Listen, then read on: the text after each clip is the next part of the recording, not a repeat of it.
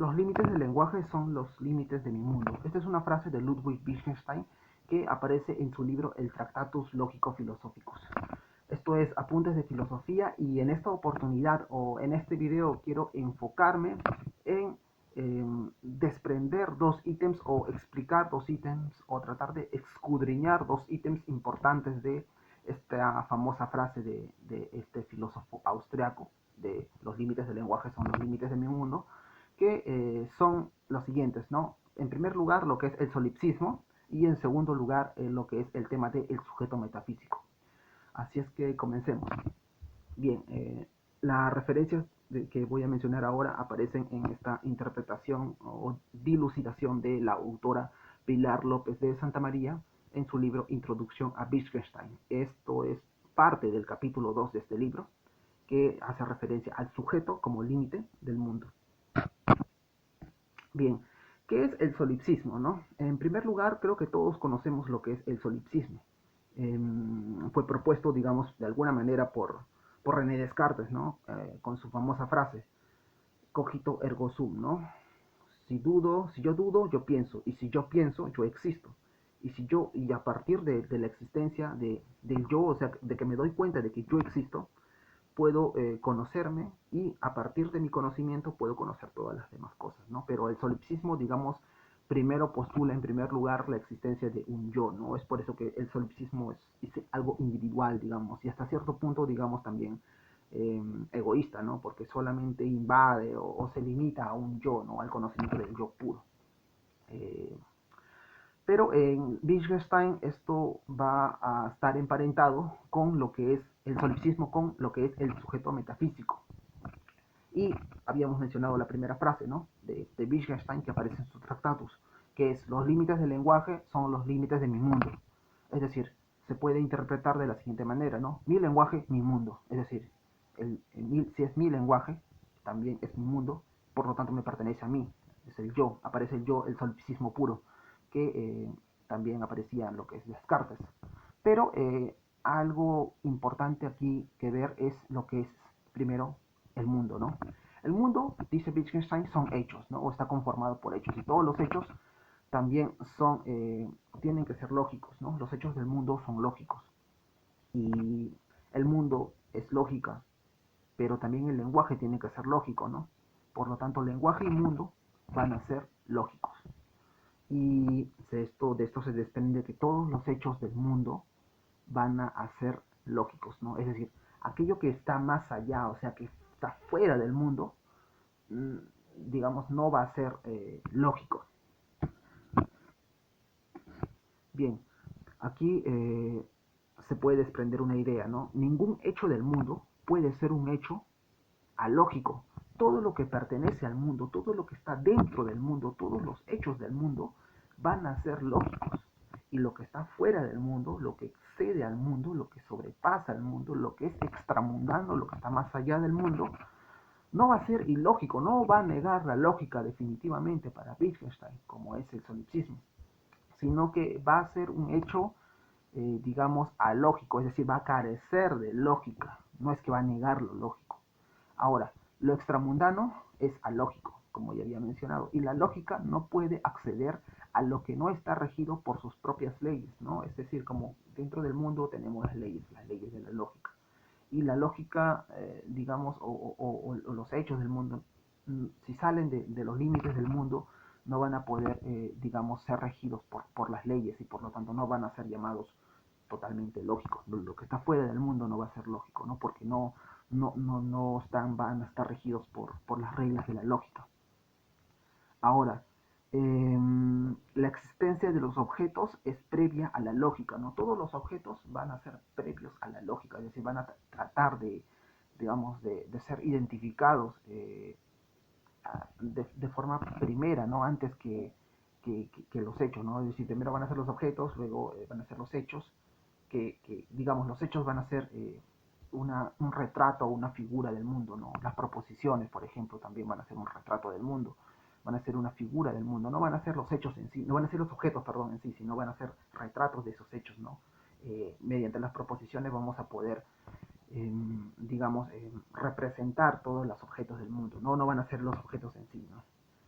Es por eso que el Wittgenstein que conocemos, el Wittgenstein del Tractatus, no va a ser un Wittgenstein verificacionista, ¿no? No va a ser, o no se va a enfocar en los objetos, sino se va a enfocar en lo que se dice de los objetos, en las representaciones, en las figuras de esos objetos que son o que se obtienen mediante lo que es las proposiciones. Ahora, las propiedades de los objetos hacen posible también las formas de todos los mundos posibles, es decir, todas las propiedades que podamos obtener de los objetos, ¿no? O todas las características, todas las proposiciones que se pueden, eh, digamos, desprender de los objetos, hacen posible las formas de todos los hechos, de todos los mundos posibles, ¿no? Es decir, va a abrir el campo a las diversas posibilidades que se pueden obtener. Es por eso que lo que no es lógico no puede, digamos, existir, ya que no puede ser pensado, ¿no? Esto lo dice también Ludwig Wittgenstein al inicio del Tractatus, en lo que es el prólogo, ¿no? Él menciona que él se va a enfocar no en los pensamientos, sino se va a enfocar en los límites del pensamiento, es decir, los límites que va a tener los pensamientos, ¿no? Y los límites del pensamiento se expresan mediante lo que es el lenguaje, ¿no? Es por eso que lo que está fuera del mundo, lo que excede al mundo, no va digamos, no va a ser, no es posible que sean pensados lo que está fuera del mundo. No es posible pensar lo que no podemos pensar. Es decir, todo lo que está dentro de nuestro mundo, todo lo que podemos pensar dentro de nuestra cabeza, ¿no? Que obviamente está dentro del mundo, también podemos, digamos, manifestarlo, ¿no? Mediante proposiciones. Por más que aparentemente sea algo ilógico, ¿no? Lo ilógico para Wittgenstein, como mencioné, no es que no es posible, sino es lo alógico, lo que carece de lógica, ¿no? Es lo que está extramundando, lo que está fuera del mundo. Ahora, la lógica tampoco es que excluya, sino que la lógica lo que es no incluye ninguna posibilidad, eh, no excluye ninguna posibilidad la lógica. Es decir, si la lógica excluyera algo, no sería lógica, sino sería alógica. Es decir, la lógica lo que hace es aperturar como un abanico de posibilidades que se pueden dar mediante el lenguaje en nuestro mundo. Por ejemplo, aquí podemos ver una imagen que no sé si pueden verla. Esto representa lo que es una técnica literaria denominada el katab. El katab es una técnica literaria que, digamos, un poco de historia, ¿no? Fue propuesta por uno de los miembros de la generación Beat de Estados Unidos en los años 70, 60 más o menos, por William Burroughs. Él lo que hacía, el katab consistía en lo siguiente, ¿no? Uno escribía un poema con un determinado número de versos, ¿no? Tenía una temática, ¿no? Por ejemplo, el amor, la familia, los amigos, no sé, temáticas X. Y lo que hacía después de ya haber terminado el poema, que tenía un sentido, ¿no? Tenía un orden, todo, recortar cada verso con una tijera, ahí viene lo que es el término kata, recortarlo y reordenarlo de forma aleatoria, de tal manera de que, digamos, el tema inicial con el que había sido propuesto este poema, ¿no? Al reordenar cada verso, digamos, se salía del lenguaje de alguna manera, ¿no? Al salirse del lenguaje, pero de alguna manera esta técnica, digamos, se hacía con una intención de reordenar el lenguaje y esto no lo hace ilógico o que no tenga lógica, sino que a partir del reordenamiento que hace, esto lo vuelve alógico en un primer momento, porque él es consciente y abre las posibilidades, es decir, incluye otras posibilidades de entender el poema inicial, ¿no? Con el que había sido constituido, y luego del kata amplía las posibilidades, ¿no? Es por eso que la lógica, en este caso del katab, ¿no? De esta técnica literaria, no excluye ninguna posibilidad, ¿no? No le hace el hecho de ampliar las posibilidades, no lo vuelve ilógico, ¿no? Sino que amplía las posibilidades. Luego, habíamos mencionado que la lógica es igual al lenguaje. No todo lenguaje va a ser lógico, ¿no? Todo lo lógico es expresable. Podemos manifestarlo mediante nuestras palabras, nuestros pensamientos, ¿no? Bueno, nuestros pensamientos expresados mediante nuestras palabras, ¿no? Y expresamos mediante nuestras proposiciones, ¿no? Y toda proposición debe de ser lógica, ¿no? O se sobreentiende que es lógica, ¿no? Y la lógica, además de ser, digamos, el ingrediente del lenguaje, digamos, la lógica también va a llenar el mundo y también llena también el retrato del mundo, que son las figuras del mundo, ¿no? Y este retrato del mundo es el lenguaje. Luego, aquí viene lo que es importante, ¿no? El solipsismo. Mi lenguaje, mi mundo. El mundo que el lenguaje limita va a ser mi mundo. Y esto aparentemente va a ser algo, digamos, egoísta, ¿no? Excluyente. Es decir, es mi mundo y todo lo demás no me importa. Por ejemplo, aquí tenemos la figura del Principito, ¿no? No sé si recuerdan este famoso cuento de Antoine de Saint-Exupéry, donde él mencionaba, ¿no? Él vivía en un mundo, digamos, encerrado, ¿no? Solitario, un mundo pequeño, ¿no? Era su mundo, su planeta. Pero, digamos, los límites del lenguaje son los límites de mi mundo. Y, bueno, el lenguaje es mi lenguaje, y mi lenguaje limita mi mundo y el mundo es mi mundo y ahí es donde se logra digamos entender el solipsismo, ¿no?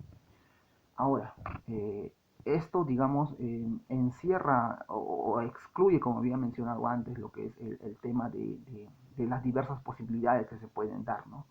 Eh, por ejemplo, en el cuento El Principito hay una parte donde este personaje, no conseguí la imagen, pero digamos que aparece una imagen donde el Principito viaja y se encuentra en un planeta con un rey, el único rey, el único habitante que vivía en un planeta. Y digamos, este rey decía, ¿no? Daba órdenes a todo el mundo, o bueno, entre comillas a todo el mundo, porque él era el único habitante del planeta. Y cuando llegó el Principito, le dijo, Principito, te ordeno que vengas. Y, pero yo estoy llegando, no, pero te estoy ordenando eso. Ah, ya. Y luego el Principito le decía, no, quiero sentarme, te ordeno que te sientes. Antes, o sea, como que se anticipaba, ¿no? O hacía que lo que hacía el Principito concordara con sus órdenes, ¿no? Y el Principito dice, tengo un poco de sueño. Y cuando estaba a punto de bostezar, el rey le dice, ¿no? Te ordeno que bosteces. Y bostezaba y todo eso, ¿no? Es decir, todo lo que decía el rey al Principito en ese momento, digamos, era la forma de representar los hechos que hacía el Principito, ¿no? El Principito caminaba, el rey, te ordeno que camines. El Principito bostezaba, te ordeno que bosteces, ¿no? Y a lo que voy es que hay una parte donde el rey le dice, ¿no? Pero si tú ordenas a todo, eh, eh, ¿por qué, digamos, vives ahí solo, no? Es que yo no puedo ordenar, le dice el rey, yo no puedo ordenar cosas que vayan fuera de la razón, es decir, que vayan fuera de la lógica, ahí donde voy, ¿no? Yo tengo que, digamos, ordenar mediante mi lenguaje, bueno, a esto yo lo estoy añadiendo, pero no aparece de forma explícita en el libro. Yo puedo ordenar cosas solamente lógicas, cosas solamente que están, que vayan conforme a la razón. Es decir, si yo ordeno algo que, digamos, por ejemplo, que venga un súbdito y se suicide o se mate así de la nada, sin ninguna razón, sin ninguna lógica, obviamente la gente se va a ir contra el rey. Y esto es importante porque el lenguaje solamente se va a encargar de, digamos, representar cosas lógicas, cosas que tienen razón, digamos, cosas que están aparentemente, digamos, están en el mundo, se limita a eso solamente. Y el lenguaje siempre va a posibilitar, va a abrir los diversos caminos para lo que es la expresión de los pensamientos.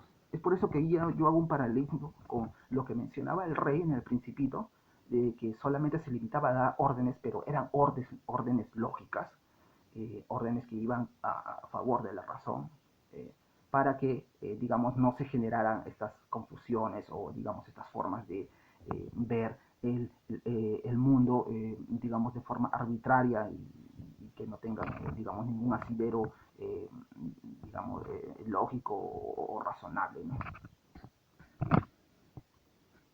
Luego, un lenguaje privado, dice, se debe de corresponderse a un mundo privado. Bueno, eso es lo que se entiende por solipsismo, ¿no? Y está constituido un lenguaje privado debe corresponder obviamente a un mundo privado, constituido exclusivamente por mí y mis experiencias, ¿no? En el que no cabe nada distinto de mí, ni yo puedo acceder a nada que sea no yo. Y allí entramos a una especie de solipsismo o aparentemente propuesta solipsista que va a postular Wittgenstein, ¿no? Y lo que dice también es importante porque dice, ¿no?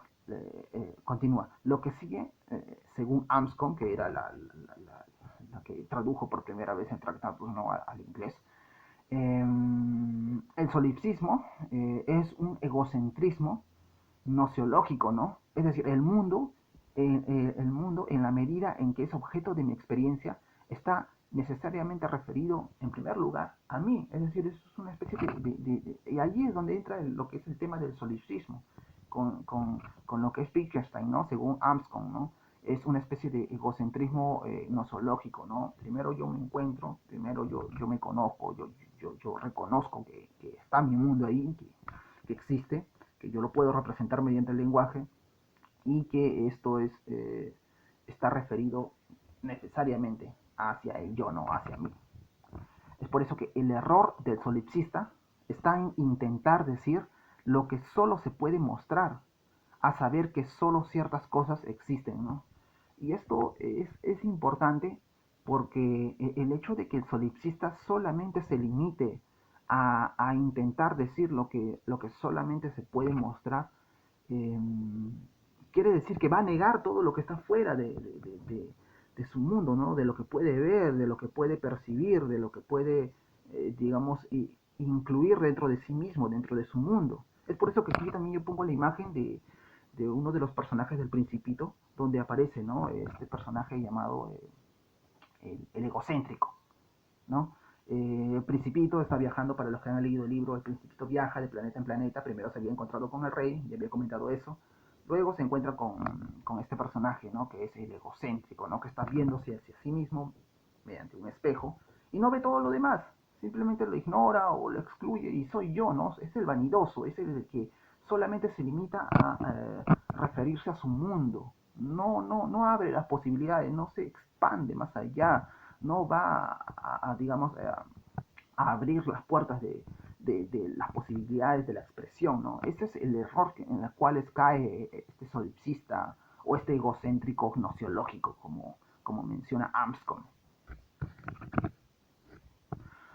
Sin embargo, a pesar de este aparente solipsismo egocéntrico, ¿no? O este egocentrismo egocéntrico de Amscom, ¿no? Que se limita, ¿no? Que limita las expresiones a solamente los hechos que puede ver.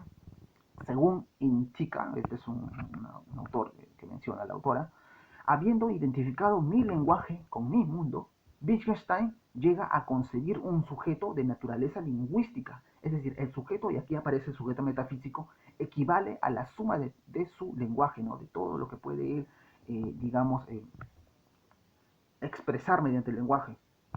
Por eso aquí el sujeto metafísico va a, digamos, tener la imposibilidad de llegar más allá de uno mismo.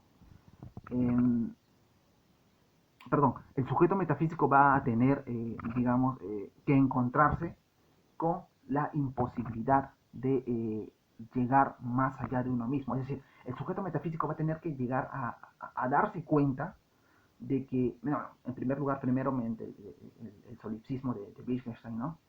Eh, que postulaba la existencia del sujeto que usa su lenguaje y por lo tanto su mundo, el sujeto metafísico va a darse cuenta, ya no de una manera egocéntrica, nociológica, sino que se va a dar cuenta de que hay ciertas maneras o ciertos lugares o ciertas posibilidades que no van a ser posiblemente alcanzadas, ¿no? Es decir, se va a dar cuenta de la imposibilidad de llegar más allá de uno mismo.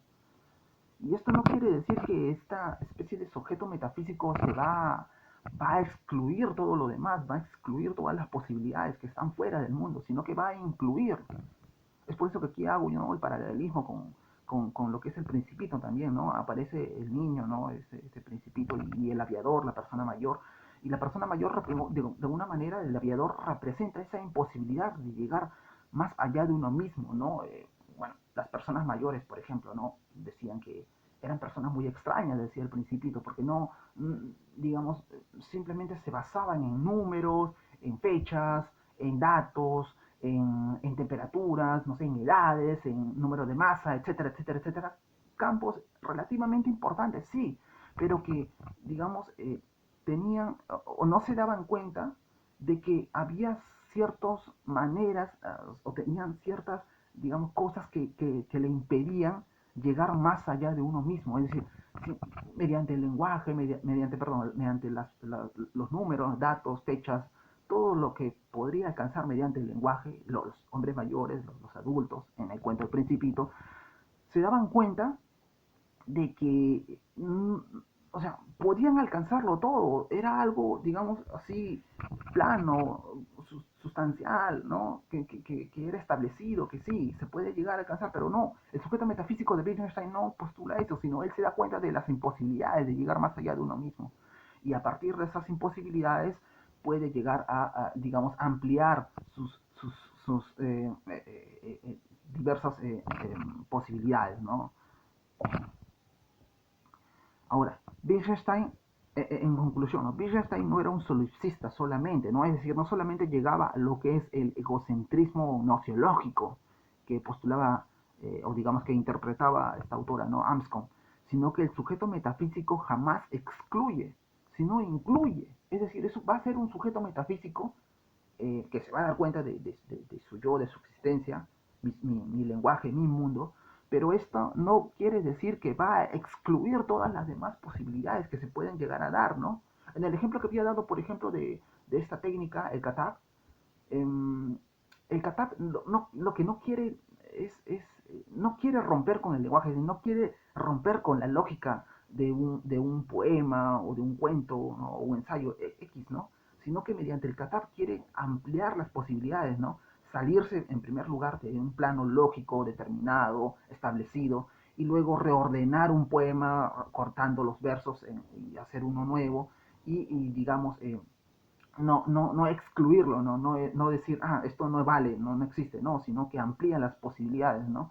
de, de, de, de, de alcanzar otro nivel de lenguaje, pero sin salirse del plano lógico. Otro ejemplo también es el ejemplo de Rayuela, ¿no? Rayuela, como ustedes saben, se puede leer, digamos, capítulo 1, capítulo 2, capítulo 3, capítulo 4, pero hay otras formas, ¿no? De leerlos, ¿no? Cortázar daba unas ciertas instrucciones para leerlos, ¿no? Mediante no el orden lógico, ¿no? 1, 2, 3, 4, sino primero empieza con el 5, luego con el 20, luego con el 3, luego con el 9, etcétera, ¿no? Y así ampliaba las posibilidades, ¿no? Es decir, el sujeto metafísico de Wittgenstein no va a excluir nuevas posibilidades que se pueden alcanzar con el lenguaje, sino va a incluir, va a abrazar estas posibilidades y digamos estas posibilidades van a ser aún parte de su mundo, es decir, su lenguaje, su mundo, es también el mundo de los demás, es el mundo de Monkey D. Luffy, que aquí podemos verlo en pantalla, ¿no? Va a ser el mundo también que va a ser compartido por los demás y va a ser un mundo que va a poder alcanzar ciertos, digamos, límites de lenguaje que aparentemente en un primer momento no se pueden alcanzar, ¿no? Bueno, espero que se haya entendido esta exposición. De hecho, esta exposición del solipsismo y el sujeto metafísico la voy a hacer hoy en unas horas en un curso que tengo en la universidad de seminario de Wittgenstein. Y nada, eso es todo por mi parte. Espero que les haya encantado esta exposición de El sujeto metafísico y el solipsismo en Ludwig Wittgenstein, ¿no? Hasta pronto, amigo. Chao.